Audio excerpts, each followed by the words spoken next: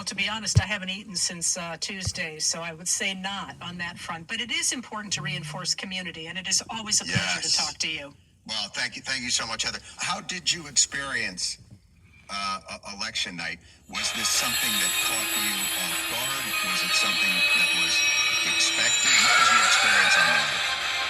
I don't think it was unexpected. I think it was, I think we all had hopes that Americans had heard just how bad things would be under Donald Trump and would decide, even if they didn't like the policies of Harris and Rosa, they would go that direction. And it's not what happened. And I think there are lessons to be taken from that. The most important for me being that we're in a swirl of disinformation in this country, so that a lot of people who voted for Trump really, truly voted for things that were the opposite of what they say they wanted. And that's a real problem going forward. Right. In terms of, exactly, because it's almost, if I'm thinking about kind of, and I boil it down to the commercials that I was watching for all the candidates, it feels in some respect that what they told you to be afraid of was better than what we told you to be afraid of. They were basically selling a migrant invasion, a trans invasion. I mean, almost every commercial touched on either one of those. And it seemed as though from the left it was, we are selling you that democracy is going to be over. And it seems like the people went, I'm more afraid of the migrants than I am of our system being eradicated. Does that feel accurate? Well, that may be accurate, but one of the things that I think we're going to have to grapple with going forward is that there has always been so much wiggle room in the strength of the United States that it was okay to backslide a little bit because the guardrails were there to keep us on track. And I think a lot of people can't imagine a world in which those guardrails aren't there, but they really aren't. I mean, what we have done is we have voted to get rid of the ones that are left because they have been so eroded over the past 40 years, really. So I think... What would those guardrails be, Heather, if I could... Well, I'll get there, but I do want to speak to what you just said about the things to fear. I think that's really important, that the right wing emphasized things that ordinary Americans had to fear that were not real. And they erased the things, that are real.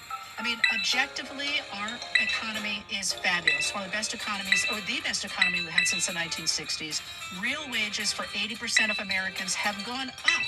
Income for the top 20% has gone down in that period. Those are generally things that most voters would like, but they don't know that. They think the economy is terrible. It's a failing economy, and that Trump is going to come in with his tariffs and save that. And every economist will say that's exactly backward. So I think you have to grapple with the fact that people have been put into a position of something that political theorists, especially coming out of Russia, call political technology, which is that you can get people to vote away their democracy, to vote for the people that they are told to vote for, so long as you create a false world for them to believe in. And I think that that's really what we have seen right here. Right. Let me ask you about that, because that's fascinating to me, because I do think they created an emotional reality. But there is a hint of it in there, and that's this.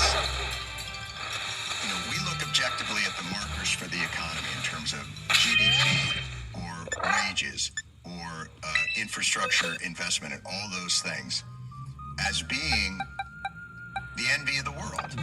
Our country right now is thriving in a way that other countries are not. But if in your house you're still struggling, is the sense that, okay, maybe the system that we're selling to people no longer feels valid to them. In other words, if our economic system, we look at and say, this is thriving, but people don't feel it, do they start to begin to say, well, maybe the system itself isn't delivering in a way that we need. So then when you say, this is to protect the system, they think, why would I protect something that's not delivering for me, even when it's working properly? Well, yes, except I think it's important to recognize that the system under which we lived from 1981 to 2021, neoliberalism, the idea that you were going to rely on markets and let all the money go to the top because people at the top would invest more efficiently than if the government got involved either through regulation or taxes. That system, Joe Biden very deliberately deconstructed and replaced with the system we had had before that did work for everybody. He invested in ordinary Americans. He stood for unions. He used the FTC to break up monopolies and to get rid of junk fees and to try and make it easier for people to start businesses. All the things that should have made ordinary Americans say, hey, yeah, this is pretty good. We had inflation, but wages went up faster than inflation. And yeah, eggs were more expensive, but that's because there was a bird flu. And then there was price gouging. All of these things that people like you and me tried to get out there, but that is not what voters heard. What they heard is eggs are more expensive, products are more expensive. It's Joe Biden's fault instead of the people who had really ruled from 1981 to 2021.